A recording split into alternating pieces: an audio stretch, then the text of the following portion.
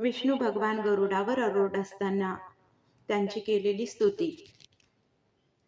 गरुड गमन तव चरण कमलमिह मनसि लसतु मम नित्यं, मनसि लसतु मम नित्यं।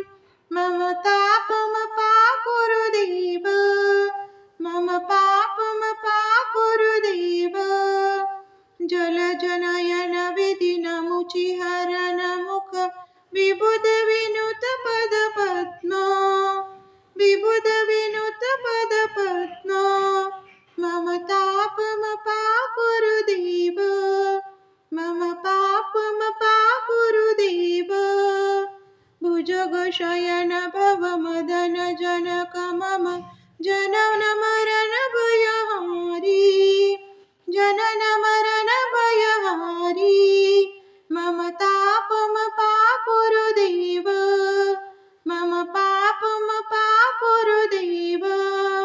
शङ्खचक्रधर दुष्ट दैत्यहर सर्वलोकशरण, सर्वलोकशरण।